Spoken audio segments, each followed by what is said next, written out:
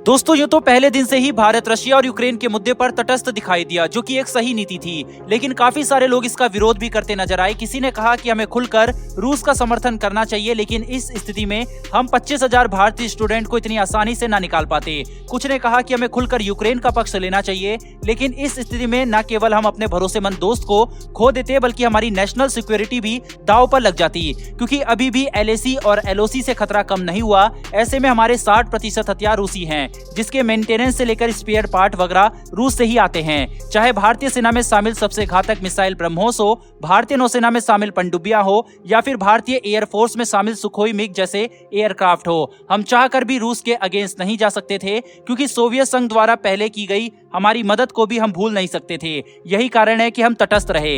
इसका नतीजा ये निकला कि यूक्रेन से बाहर निकलने वाले किसी भी व्यक्ति के लिए तिरंगा झंडा सुरक्षा की गारंटी बना। रूसी सरकार ने भारत को समय समय पर उस विंडो के बारे में भी बताया जो रूसी हमला शुरू होने से मौजूद है। उस दौरान भारतीय छात्र और भारतीय नागरिक निकलकर जा सकते हैं। यहाँ तक कि रूस ने उन स्थान को भी चिन्हित किया जहाँ से भारतीय नागरिक जा रहे थे, और वहाँ कोई गोलीबारी नहीं की गई। लेकिन भारत की इस तटस्थ पॉलिसी से एक देश खासा नाराज रहा, और वो है खुद यूक्रेन। यूक्रेन ये बात जानता था कि भारत के वोट का महत्व UN में सबसे ज्यादा है, क्योंकि पूरी दुनिया का पता था कि कौन किसकी साइड लेगा, और भारत क्योंकि रूस का सहयोगी है, और ऐसे में भारत ने यूक्रेन के पक्ष में वोटिंग कर दी तो ये एक बड़ी जीत समझी जाती। लेकिन भारत ने एक बार नहीं बल्कि हर बार UN में अब्स्टेन किया, और इसका नतीजा ये निकला कि यूक्रेन खुलकर धमकी देने पर उतर आया। सबसे पहले UN में यूक्रेन के प्रतिनिधि ने कहा था कि भारत को तो हमारा साथ देना चाहिए था, क्योंकि इसके स्टूडेंट जो यूक्रेन में फंसे हुए हैं। इसके बाद यूक्रेन से भारतीयों को मारे जाने और बंदी बनाने की भी खबरें आई थी, मगर अब ऐसा लग रहा है कि मानो यूक्रेन को अपनी गलती का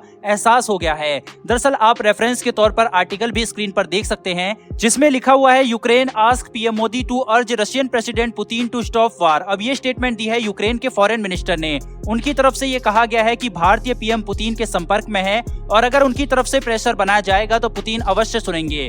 बाकी उन्होंने कहा कि बचे हुए भारतीयों को भी यूक्रेन की सरकार की तरफ से पूरी मदद की जा रही है, और भारतीय इवैक्यूएशन में हम मदद कर रहे हैं। यानी कि दोस्तों यूक्रेन की गाड़ी वापस पटरी पर लौट गई है। यहाँ पर यह कहना बिल्कुल भी गलत नहीं होगा कि अगर यूक्रेन के राष्ट्रपति नाटो के झांसे में ना आते और थोड़ी कूटनीति का सहारा लेते तो ये नौबत यूक्रेन पर ना आती। आज पूरे देश, यहाँ तक कि देश की जनता को भी उनके द्वारा बंदूक थमा दी गई है और उन्हें युद्ध की आग में झोंक दिया गया है। अब इसे समझदारी तो कतई नहीं कहेंगे, सिर्फ ये कह देना कि हम नाटो में शामिल नहीं होंगे, और उससे अगर देश को बचाया जा सकता था तो ये जेलेंस्की को कर देना चाहिए था। और अभी भी अपने हट के कारण लोगों की जान की आहुति दी जा रही है। देश से भ्रष्टाचार मिटाने के नाम पर यूक्रेन के राष्ट्रपति बने जेलेंस्की पेशे से एक कॉमेडियन है, लेकिन आज भ्रष्टाचार तो नहीं बल्कि अपना देश ही मिटाने की दिशा में वो आगे बढ़ चले हैं। लेकिन दोस्तों यूक्रेन तो बर्बादी की राह पर चल पड़ा है, लेकिन इसी बीच चीन का भी नुकसान काफी ज्यादा हो रहा है। कैसे रूस का एक्शन पड़ गया चीन पर भारी, चलिए देखते हैं। दरअसल यूक्रेन की वजह से पूरी दुनिया में, खासकर यूरोपियन यूनियन के देशों में, चीन अपनी BRI परियोजना को लेकर चिंतित है।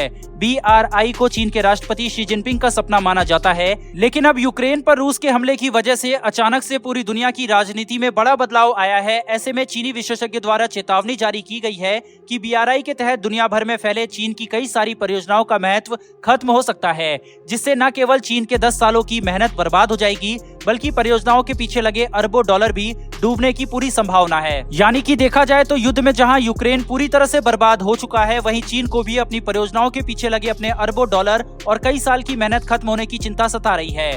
वहीं दूसरी ओर यूक्रेन और रशिया को लेकर बड़ी खबर यह आ रही है कि चेचन्य की सैन्य टुकड़ी यूक्रेन पर हमले को तैयार है। यही नहीं, रशिया के बड़े बड़े जनरल पुतिन से मुलाकात करने के लिए पहुंच गए हैं, और हो सकता है आज कीव पर भारी बमबारी हो, क्योंकि जो तस्वीर रशियन फोर्सेस की यूक्रेन से आ रही है वो बेहद भयानक है। यहाँ तक कि यूक्रेन की तरफ से भी कहा जा रहा है कि स्थिति अब बिगड़ चुकी है। बहरहाल दोस्तों, इस वीडियो में इतना ही। कोई बड़ी अपडेट निकल कर आती है तो हम वीडियो लेकर हाजिर हो जाएंगे, लेकिन उसके लिए चैनल को सब्सक्राइब कर बेल नोटिफिकेशन को ऑन कर लें। फिर मिलेंगे ऐसी एक नई वीडियो के साथ। धन्यवाद, जय हिंद।